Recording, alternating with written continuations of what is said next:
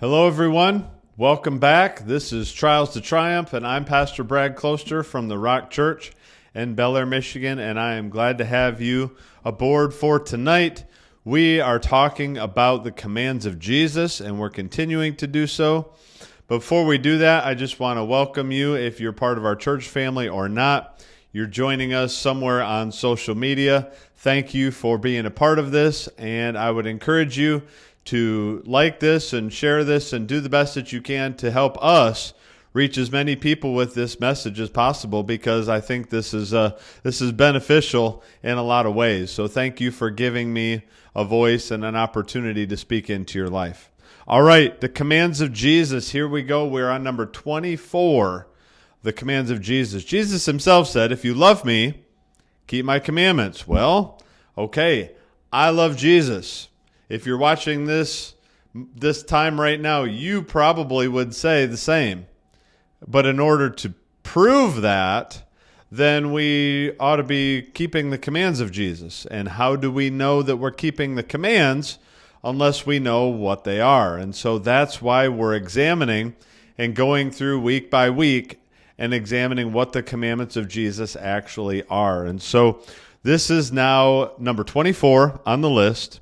And we are in Matthew 10, verse 28. How about that? Matthew 10, verse 28. The words of Jesus, here's what he had to say.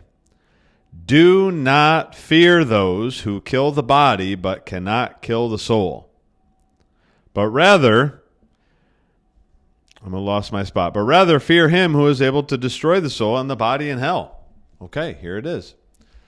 Here's the summary statement. Jesus said, "Do not fear." But then he also said, there are things you should fear. So what was he really saying here? Well, let me read it again. "Do not fear those who kill the body but who cannot kill the soul." Who are those? It's people. Do not fear people, but rather fear him who is able to destroy the soul and the body. Okay, who is that? That's God. Okay, so do not fear people, but have a fear of God. So this is our command, number 24, is do not fear people. We should have a holy fear and a holy reverence of God, meaning we don't walk around being scared like God is sitting on his throne with giant lightning bolts just waiting to throw them at us when we make a mistake. No, but we should have a reverence because God is our ultimate authority. God is the ultimate judge, and he is ultimately the one who decides our fate. I mean, other than us, you know what I'm talking about. And so we should have a reverence and a fear of God in that way. But the last thing we should do is fear people. And yes, people can do us damage.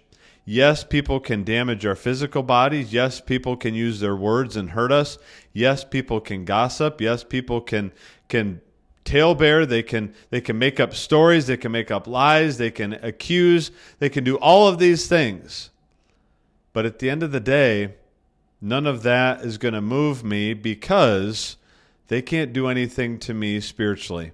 Because whether they get rid of me naturally or not and say things about me naturally or not, they can't do anything to affect my salvation. And this is a very difficult command, especially in the days of social media.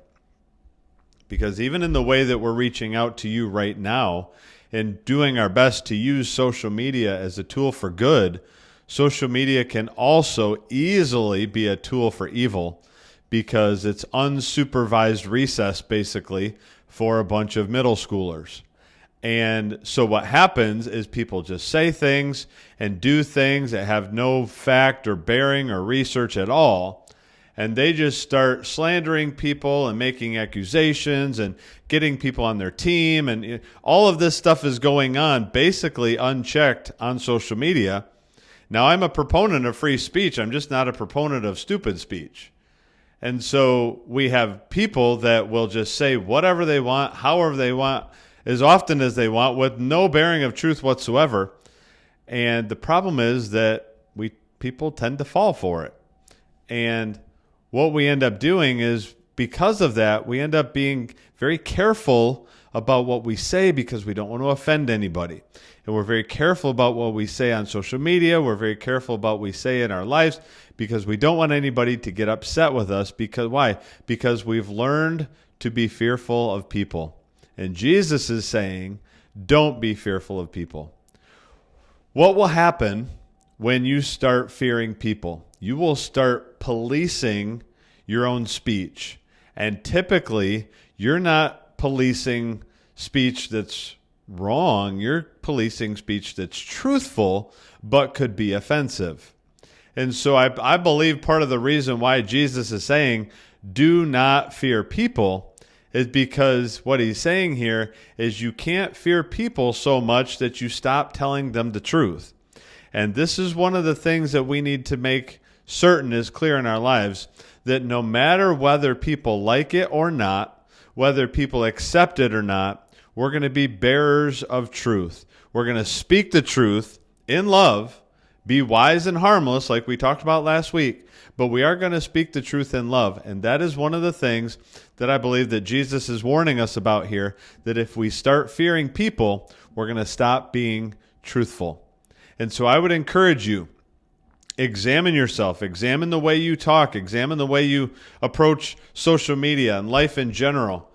Are you fearful in such a way that you stop being truthful with people and honest with people? Or does your fear of what they may say or do cause you to bite your tongue? And if so, Jesus is saying, don't be fearful of people, be fearful of God. Hey, I hope that helped you and challenged you tonight. We will see you next week on Trials to Triumph.